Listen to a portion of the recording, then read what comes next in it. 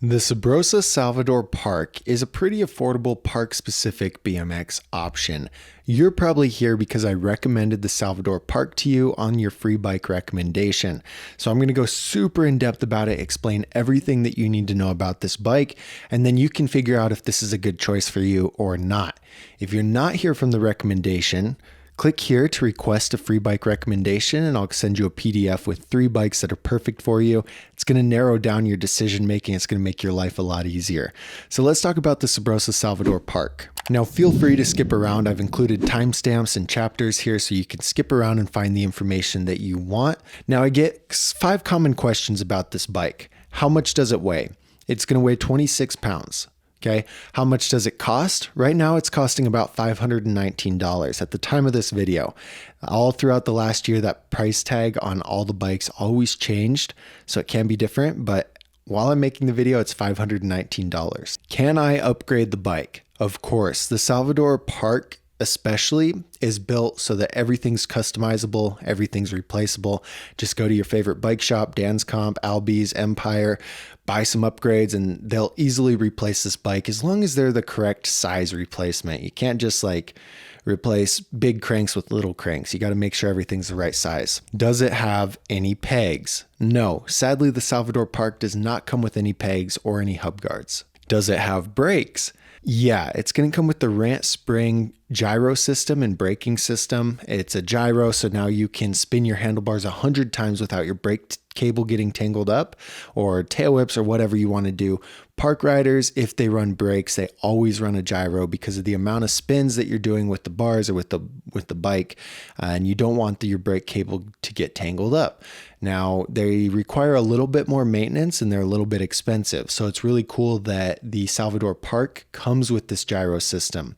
If you decide to take it off, you can, but the brake mounts, the hardware that the brakes go on, they're non-removable. So you'll have funny looking things sticking out of your frame. I don't know why you'd buy this park specific bike and then take off the brakes, but some people do crazy things that you just don't understand. So anyway, it comes with the gyro system. This is great. And this is one of the things that makes it park specific. What options does it have? Well, you got to choose between one option. You only get one option with this bike. It's a 20.5 inch matte trans teal. What if you don't like the matte trans teal? Well, wait for 2023, find a 2018, a 2019, or just suck it up, paint it, powder coat it. I don't know. That's your only option. Now, a little bit more about the gearing. This bike comes with a Rant Party On sealed cassette with a 9-tooth driver, making it 25/9 gearing system. Now, one of the most overlooked things in buying a BMX bike is the sizing, so you want to make sure that this bike is the correct size for you. Now, I mentioned it comes in 20.5 inch top tube, and the recommendation for that is that you're 5'6" or between 5'6" and 5'9". If you're anywhere in between there, this 20.5 inch top tube is good for you. If you're below that, you're going to need a smaller top tube size. If you're above that, you're going to need a bigger top tube size. The only exclusion is if you have a big bike background. So if you're used to riding mountain bikes, you're used to riding dirt bikes, you're used to bigger bikes in general, you can be between 5'3" and 5'6" and ride the 20.5 inch top tube comfortably. Now, it's important to know this is just a recommendation. It's not set in stone. It's a recommendation from the industry. It's a recommendation from me. It's a recommendation from everyone. But if for some reason you're super tall and you want this 20.5 inch top tube, go crazy. But I promise you, it's going to hinder your ability to progress. I promise. It's going to make progression a lot harder. Now, the top tube size is, like I said, the most important and overlooked part of the sizing of the frame, but there are other geometries that you might see listed that you scratch your head. You've got the standover height, the head tube angle, the chainstay length, all those things, and they're going to have a minuscule effect on how your bike handles and how your bike controls. So I'm going to talk about the geometries for this Salvador Park frame and how it's going to affect your riding and stuff like that. It comes in a 75-degree head tube angle, which is standard for pretty much all of Subrosa's bikes. It's right in the middle. Steep head tube angle 76 degrees makes the bike more responsive by bringing the wheels closer together. A mellow head tube angle 74.5 degrees. It makes your bike more stable by giving you a longer wheelbase and pushing that front wheel out farther away from the back wheel. This is right in the middle, so it's not going to have a huge effect on that. The standover height is 8.25, which is a lot lower than most of Subrosa's bikes and the industry standard.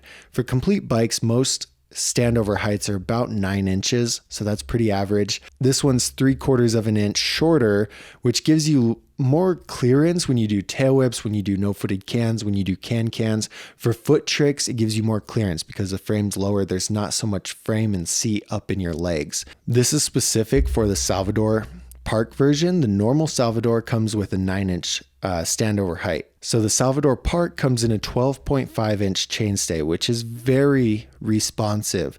Most of Subrosa's bikes, including the Salvador and the Salvador Street, come in a 13.2-inch chainstay. So this is, over half an inch shorter. And what this does is it pulls the back wheel closer to the front wheel by having a shorter chainstay, right? Less wheelbase, it makes the bike feel more responsive, more snappy, easier to pick up into a manual. But for somebody who's taller or heavier, this could be hard to control. A shorter chainstay is very responsive, which has pros and cons. The bottom bracket height is 11.6 inches, which is, again, this is right in the middle of most. 11.7 is going to be responsive, 11.5 is going to be very mellow. So right at 11.6, this is in the middle. It's not going to affect your riding one way or another. Now, the other geometries outside of the frame, like the forks, the stem, the crank arms, they're going to be the same way. They're going to have a minuscule effect on your bike and how that affects your style, but it's important to know and important to look at so that you can prepare for upgrades or, just know a little bit more about the bike you're about to buy. So the fork offset is 30 millimeters, which I was surprised to see on this park specific bike. The 30 millimeter forks are a little bit longer than normal. It pushes the front wheel out away from the fork, giving you a wider wheelbase. So this could almost, you'd say, compensate for the shorter chainstay. The chainstay got shorter, but the forks are 30 millimeters, so they push the front wheel out. It just adds on to that. So generally, park specific bikes, you're going to see a 26 or even a little bit steeper on the forks, combined with that shorter chainstay, making it ultra responsive, ultra snappy. And on these forks, you just have the 30 millimeter forks. They're all 30 millimeters on the Subrosa bikes. They didn't change the forks at all. They're just, they mass produced billions of forks to put on their complete bikes, and they did not decide to change it just for the park specific model. The bars are 9-inch rise, which I'd say is a perfect fit for a 20.5-inch top tube. If it's a bike with a 21-inch option and there's a taller rider going to be riding on it, I'd say to upgrade them. But I think these will be perfect for you if you're between 5'6" and 5'9". Now, bars are a preference, and if you want bigger or smaller bars, go crazy. But the 9-inch bars on this is pretty solid. The cranks are 170 millimeters long. This is fine. I wouldn't get too crazy here worrying about the crank arm length because you're 5'6" or you're 5'9", you're anywhere in between there, and this is going to be good. You can get shorter crank arms, you can get longer crank arms, and all that does is that affects the revolutions of the pedal, like how big the diameter is and how long it takes you to do a full crank. So with a longer crank arm, it takes longer to get a full crank, but you're getting more leverage. With a shorter crank arm, you can get the cranks around faster, but you've got to put a little more effort into it, if that makes any sense. It's kind of a confusing thing. Nobody really talks about it, but these are 170 millimeters. So the stem is a Rant Trail front load. And compared to the other Salvador bikes, the other Salvador bikes come with a Rant Trail top load. And the difference here is that the top load stem gives you some rise. It puts your handlebars up a little bit higher. And this is good. I like how it feels personally, but park riders like to have a front load stem. The front load stem keeps the bars nice and level with the stem, no angle here, and it really makes bar spins a lot easier. I don't like how it feels for other things, so I don't ride one, and you can figure it out on your own if you like it or not. But I think it's important to mention that this is a front load stem instead of a top load stem, and that's how it's going to affect your riding. It's going to be down lower. The stem's not going to be popped up with the rise, and it'll make bar spins feel a little bit easier coming around. Okay, so that's a lot of information about the geometry, but now we need to look at the quality. How is this bike going to hold up to your riding? Is it going to break? Is it going to bend? Like, what's going on? So the main components are what I would call the frame, the forks, the bars, the cranks, and the rims. Those are your main components. Those are the most expensive components to upgrade. So I'd say buy the best main components on a complete bike that you can afford, and then upgrade them upgrade the parts package if you get a junky parts package. The parts package is everything else. On the Subrosa Salvador Park, it's a tri-moly frame. It comes with a chromoly top tube, down tube, and seat tube, while the back end is high tensile steel. What happens for heavier riders, in my experience, is that back end that's high tensile steel will start to bend over time. You got to think about it. When you're doing spins, your wheels are trying to move the way that you're spinning, and the frame's the only thing holding them and keeping them from flexing. And when you have a weak frame, especially the back end, it's going to flex there where the high tensile steel welds onto the chromoly, causing your back end to tweak out like this. Now, it's really not the end of the world. Like, I didn't notice for 6 months on my bike. I was like, oh my God, look at that. It's all bent out. And I still rode on it until I could afford a new frame. But you want to pay attention to it. You don't want that to happen to your bike and just go unnoticed. Your frame's going to start feeling funny and you'll wonder what's up. So anyway, that's the quality of the frame. It's not a full chromoly frame. The forks are high tensile steel with a chromoly steer tube. It's a 2-piece steer tube. Your high tensile steel legs take a lot of beating and they try and keep the front wheel in place. When you land and when you case jumps, your front wheel's trying to expand out and your forks keep it there. When they're high tensile steel, they're just going to keep bending out over time. And next thing you know, you're going to have a funny looking fork that's just flat like this instead of straight up and down like it should be. The bars are full chromoly 2-piece bars, 9-inch rise, like I said. The cranks are full chromoly 3-piece cranks with an 8-spline spindle. Chromoly cranks, these are fine. You can get 48-spline cranks, which are going to be a lot lighter. These 8-spline cranks are pretty chunky, pretty heavy. So if you have the money to upgrade them, I'd recommend upgrading them, but good cranks are usually pretty expensive. The rims are single wall Rant Squad alloy. You want double wall rims if you can afford it. These single wall rims just don't have, well, they only have one wall holding the wheel together instead of two. So it's a lot weaker. It can't take a beating like the double wall rims. If you're lightweight, like if you're someone with a big bike background and you're 5'3" to 5'6" on this bike, it's really not going to cause a huge problem. But if you weigh like I weigh, all of these parts on here you're going to have a hard time with them except for the cranks and the bars. So some highlights about the parts package is the Rant Trail plastic pedals. These are technically aftermarket pedals, even though they're Rant pedals. You've got the Subrosa pedal steel sprocket. Steel sprockets aren't as good as alloy sprockets. They're a little bit more heavy, but this is an aftermarket sprocket, and it's cool that Subrosa put this on here instead of a generic piece of junk. It's got a sealed headset, bottom bracket, and hubs, and then the Lowlights are the 410 chain. So the 410 chain is just a lot weaker than the 510 alternative. When you're doing a lot of pedaling, you're pedaling around the city or whatever, you want your chain to hold up. You don't want to snap your chain. You will cry when you hit your knee. I promise you, you don't want that to happen. So look for a shadow interlock chain. I think that's the best chain you can get, or a 510 chain, any kind of 510 chain. Now the quality overall, because of this quality that we just talked about, it's going to score a 4.3 in quality. And I wouldn't recommend it for anyone over 160 pounds. This is a weight limit. I just kind of came up with the weight limit based on the quality. This isn't from Subrosa, but I'd say be careful. If you're over 160 pounds, you want a better quality bike because it's going to last a lot longer. This bike for someone over 160 pounds is not going to last you long enough and you'll feel like you wasted your money, and I don't want that to happen. Now, if you're under 160 pounds, ignore everything because, well, you're not heavy enough to cause a bunch of damage to the bike, and the bike's not going to, get destroyed as fast as it would if you were over 160 pounds. Now, certain bikes are better for certain types of riding, and the Salvador Park is obviously better for park-specific riding. The Dougsterbob app, the algorithm in the Dougsterbob app determines how good each bike is for park, for street, for dirt, and the Salvador Park scored a 6.15 in park. This is due to some of the geometry and some of the parts on this bike. It only scored a 2.2 in street and a 2.56 in dirt. So clearly it's much, much better for park.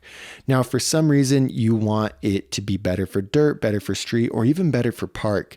Like I said, this bike is fully customizable and fully upgradable. So you can buy parts that are better for street riding or for dirt riding or for park riding and make it even better than it is. But as it comes, it's going to score a 6.15 in park, making it a park specific bike. Now, if you came to me and you said, what should I upgrade on this bike? The first thing I'd say is the wheels. You can get lighter wheels that are a lot stronger. It's going to cost you a little bit of money, but that would be the first upgrade. You're going to get a lot of value from that upgrade if you get a good double wall wheel set that doesn't weigh very much. The next thing I do is the tires. These are Shadow Serpent tires, but they're the low PSI version. When you're riding park, you really want to minimize rolling resistance. So you want tires with over 80 PSI and not a lot of tread so that the bike rolls really smoothly through the skate park. And these low PSI Shadow Serpent tires just aren't going to do it. So I'd upgrade those next. And then lastly, I'd upgrade the forks with the high tensile steel legs. Get full chromoly forks. They're going to weigh a lot less, and they're also going to pretty much last you a lifetime. You won't have to worry about them once you upgrade these forks, but they'll cost a couple $100 to get a good upgraded set of forks. So just prepare for that. These are the things that I would upgrade if someone asked me, or if I bought this bike personally and wasn't riding at the level I was riding at. Those would be my first 3 upgrades. So ultimately, I like this bike. It's one of the more affordable park-specific options, and it's pretty solid for the price when you consider a park-specific bike. You get the gyro, you get a more responsive frame, you get a bike that scores 6.15 in park. I wouldn't recommend it for anyone who likes to do any other kind of riding, but the specificness of this bike makes it a good choice. It's a lot easier to go with the Salvador Park for $520 than get the Kink Whip, which is going to be better quality, but upgrading it to get this park score will cost a lot more than it's worth. Like, you will have a significant headache getting the Kink Whip, which you couldn't even do without buying a new frame. That's, I guess, the main thing is this frame geometry is set up for park specific riding. And to replicate that, you need a new frame on any other bike to really boost the park score. So that's a hard one to do. And this one coming for, like I said, $520 with a 6.5 in park, this is a good choice. Now, for the average person who doesn't really care for park or rides a little bit of everything, I don't really recommend this bike. I think it's overpriced, all things considered. But for park specificity, this is one of the most affordable park specific bikes you can get. Now, if you like this bike and you're like, yeah, this is right for me, click the link up here and it'll take you to the shop that has this bike for the best price. There are a lot of shops out there right now charging way too much for BMX bikes, and I don't want you to get ripped off. So click here. It's going to take you to the best spot. I don't know. It's always updated. It always changes, but usually it's Dan's Comp. We like Dan's Comp. They're great. Don't forget that I can recommend you 3 bikes that are perfect for you. So you only have to consider those bikes instead of 80 different bikes. And it's going to save you a lot of time. Just be patient with me. It takes about a day. Submit your request for that right here. And YouTube thinks that the video on the screen right now is a good one for you. Don't forget to subscribe if you got any value, and we'll see you in the next video. Peace.